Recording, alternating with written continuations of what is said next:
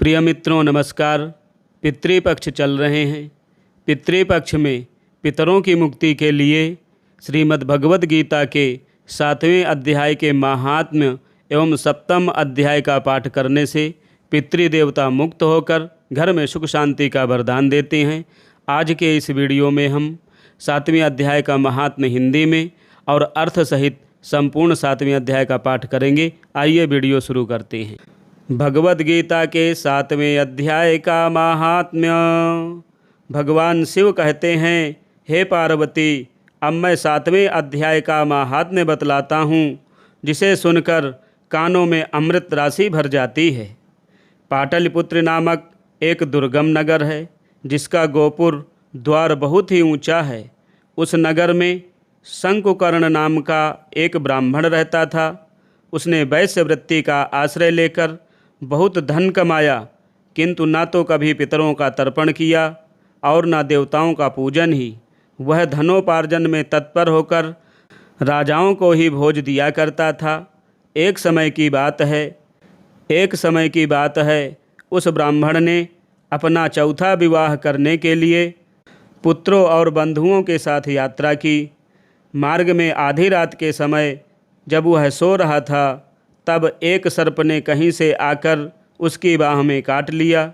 उसके काटते ही ऐसी अवस्था हो गई कि मणि मंत्र और औषधि आदि से भी उसके शरीर की रक्षा असाध्य जान पड़ी। तत्पश्चात कुछ ही क्षणों में उसके प्राण पखेरु उड़ गए और वह प्रेत बना। फिर बहुत समय के बाद वह प्रेत सर्प योनि में उत्पन्न हुआ। उसका वित्त धन की वासना में बंधा था।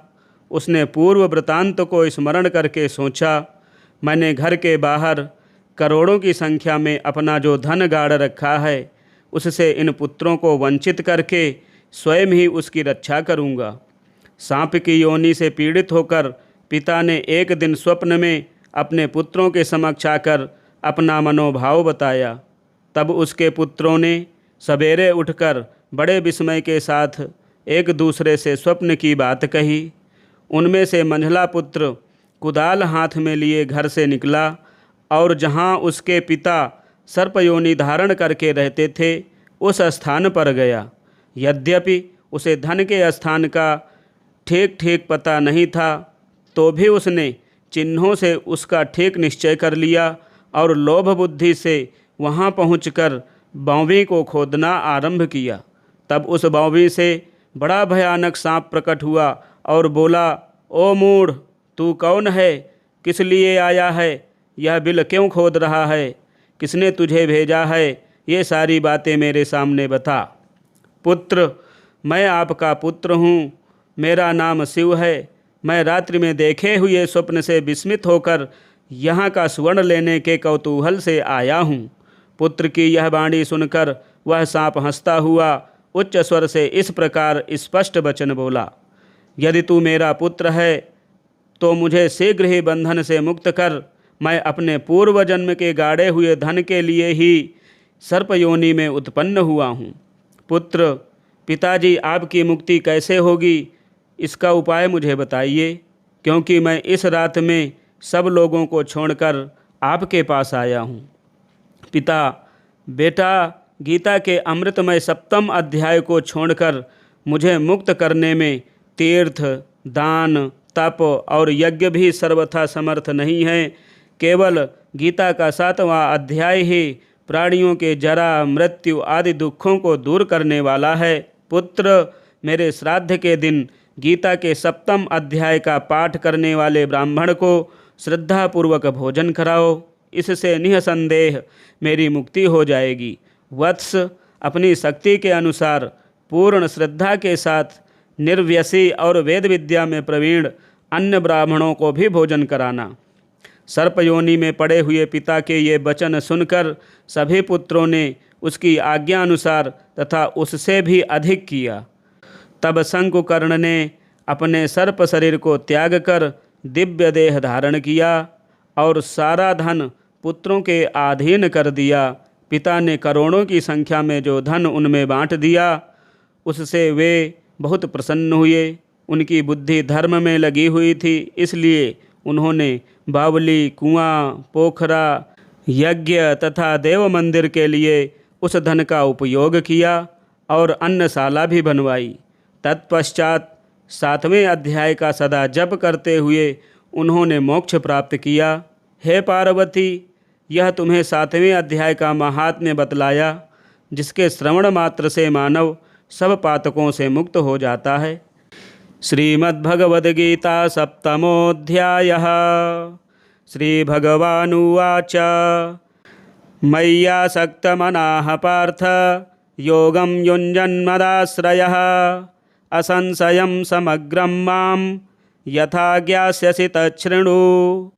श्री भगवान ने कहा, हे पृथापुत्र, अब उसको सुन जिससे तू योग का अभ्यास करते हुए मुझ में अनन्य भाव से मन को स्थित करके और मेरे शरण होकर संपूर्णता से मुझको बिना किसी संशय के जान सकेगा। ज्ञानम तेहं सविज्ञान मिदं वक्ष्याम्यशेषतः यज ज्ञात्वा नेह भूयोऽन्यज् ज्ञातव्यमवशिष्यते। अब मैं तेरे लिए उस परम ज्ञान को अनुभव सहित कहूँगा, जिसको पूर्ण रूप से जानने के बाद भविष्य में इस संसार में तेरे लिए अन्य कुछ भी जानने योग्य शेष नहीं रहेगा। मनुष्याणां सहस्रेषु कश्चिद्यतति सिद्धये यततामपि सिद्धानां कश्चिन्मां वेत्ति तत्त्वतः। हजारों मनुष्यों में से कोई एक मेरी प्राप्ति रूपी सिद्धि की इच्छा करता है, और इस प्रकार सिद्धि की प्राप्ति के लिए प्रयत्न करने वाले मनुष्यों में से भी कोई एक मुझको तत्व रूप से साक्षात्कार सहित जान पाता है। भूमिरापो नलो वायुः खं मनो बुद्धिरेव च अहंकारम इति यं मे भिन्ना प्रकृतिरष्टधा। पृथ्वी, जल, अग्नि, वायु, आकाश, मन, बुद्धि और अहंकार, ऐसे यह 8 प्रकार के भेदों वाली तो मेरी जड़ स्वरूप अपरा प्रकृति है। अपरेयमितस्त्वन्यां प्रकृतिं विद्धि मे परां जीवभूतां महाबाहो ययेदं धार्यते जगत्। हे महाबाहु अर्जुन, परंतु इस जड़ स्वरूप अपरा प्रकृति माया के अतिरिक्त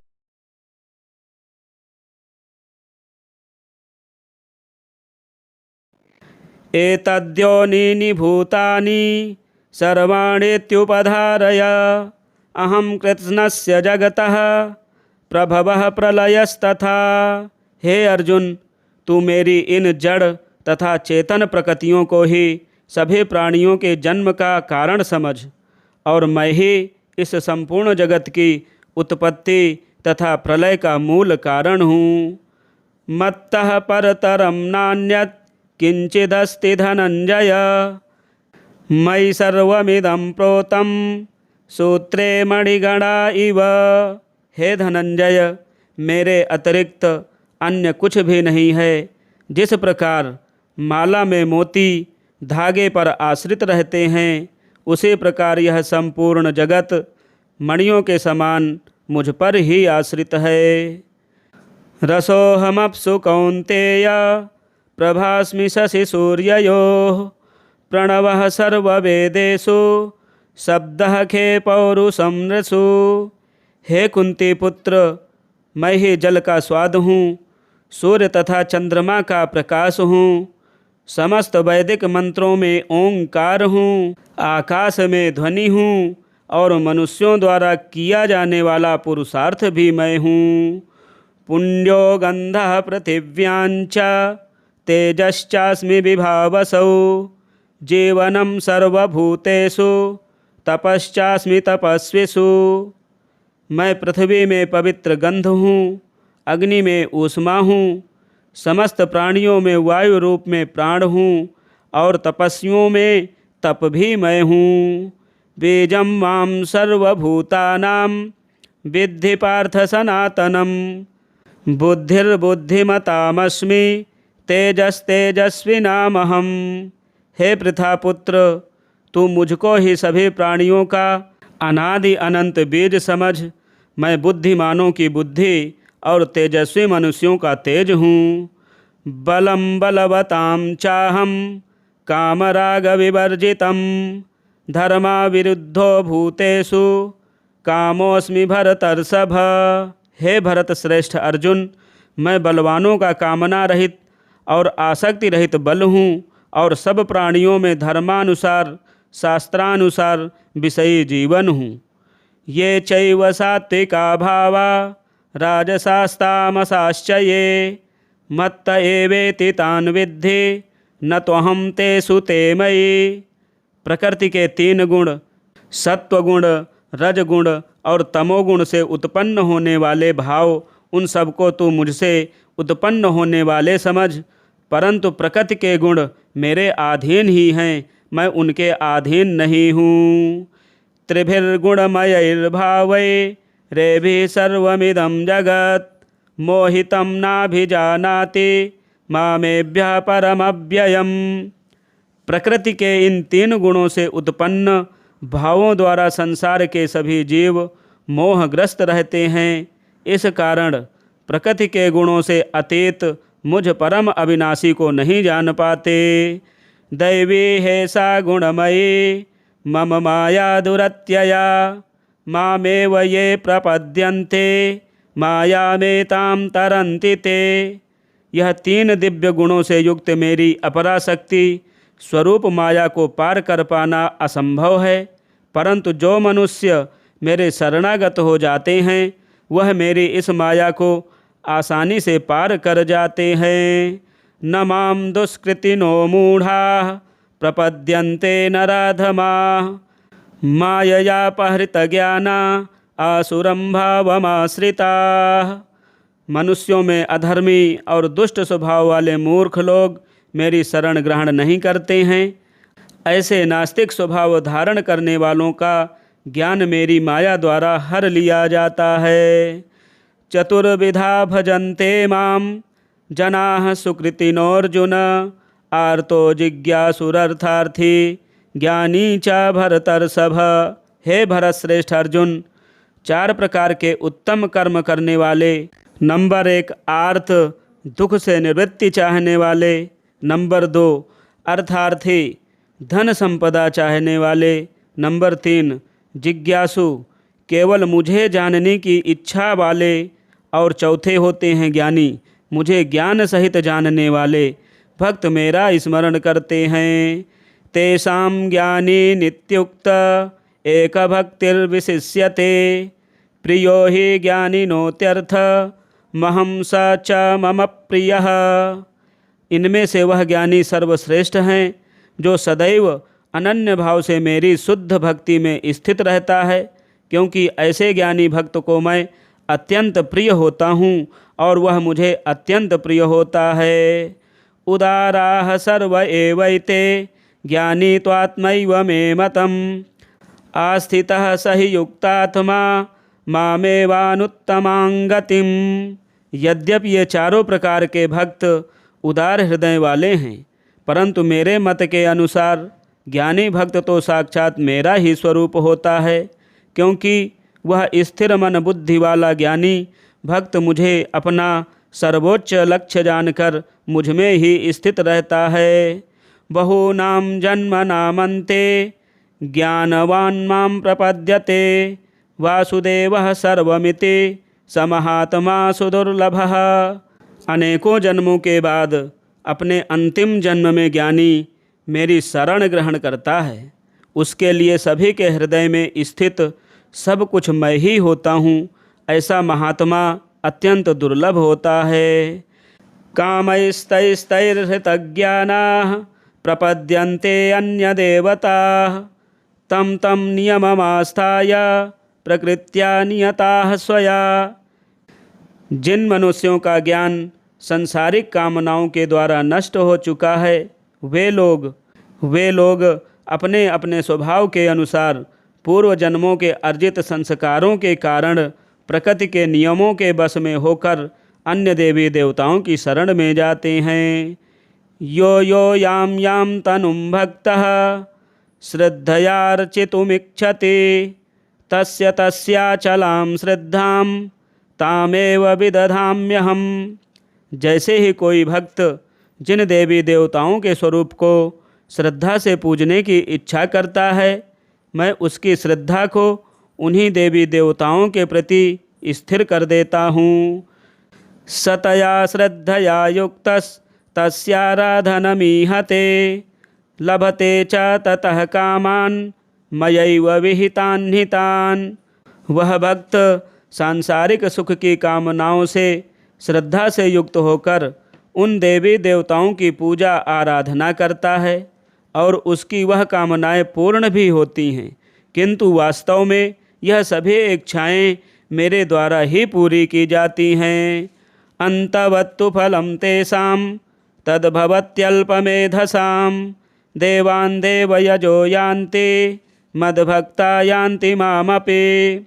परंतु उन अल्प बुद्धि वालों को प्राप्त वह फल क्षणिक होता है और भोगने के बाद समाप्त हो जाता है।